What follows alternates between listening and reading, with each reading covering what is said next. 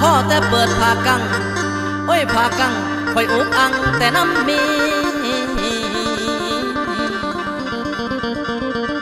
ลินไผ่ลายเงินคำเสียจังเป็นเมียของอายตำรวจจับจนเป็นไข่บาดประกันออกมาก็ยังลินคือเก่า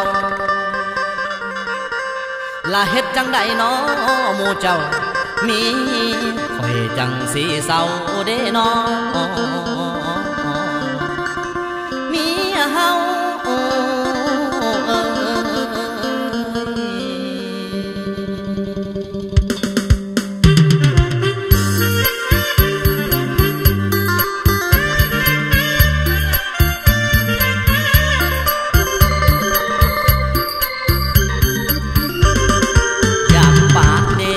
อยากป้ามีเดอยากป้าเดอยากป้ามีลินไผ่คิดหลายที่ก็ยังป้าบ่ได้ยังคิดเสียได้ย้อนว่าเมียยังงามต้องโทรเอาตำรวจมาจับเมียไปดักสร้างสัวข่าวอย่าบอกเด้อว่าแผนการของเฮาเมียหูเรื่องราวย่านได้กินสากกระเบือเมียของเขาผู้จักฆ่าจักขายทุกเพียงใดก็หาเงินสวยกันเมียของเฮาบ่คำคูณจากันในแต่ละวันมีแต่เบิ่งลายมือแต่ละมือสวดกันมาเป็นหมู่แต่ละมือสวดกันมาเป็นหมู่พากันหลักลินไผ่อยู่ในกองหลัง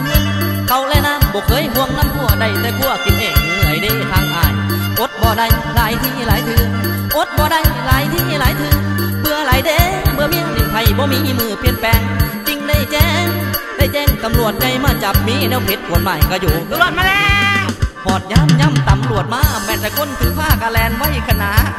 บางคนก็ไปบังอยู่ศาลบางคนฉลาดก็ไปลงอยู่ไหแต่เมียคอยเล่าคนหัวใหญ่เราตัดสินใจกระโดดลงหนองน้ำหอดย้ำตำรวจมาตามหอดย้ำตำรวจมาตามแล้วบอกว่าอาบน้ำยังบ่อยากขึ้นยังบ่อยากขึ้นให้สะอื้นอยู่ในหนองหนาวสั่นให้สะอื้นอยู่ในหนองหนาวสั่นทั้งหอยขั้นต่อยกองทั้งปิงหน่อยใต้ตองย้อมทอน้องย้อมแน่คนดีให้เพิ่นจับเสียที่อยากกินที่เลยน้องเนื้อทองให้หักเมียย้อนว่าหักเมียจึงให้ตำรวจมาจับไปขังสัวข้าวให้เจ้ายาเจ้าเศร้าลินไผ่เมื่อยามเจ้าออกคุกคนผ่านความทุกข์และเปลี่ยนแปลงนิสัยจะจัดงานต้อนรับยิ่งใหญ่จะจัดงานต้อนรับยิ่งใหญ่ข้าเป็ดข้าไก่สู่ขวัญให้คนดีเฮ็ดแนวนี้บ่แม่นไอ้หักหลังแต่หวังดีไว้ก่อนแม่งามงอนขันเจ้าเศร้าลินไผ่สิหาให้สุอันขันแม่น้องก็ยอมเปลี่ยนยอมแพงขันแม่น้องยอมเปลี่ยนยอมแพงคอยสิดมของแพงสู่วันเด้อน้อง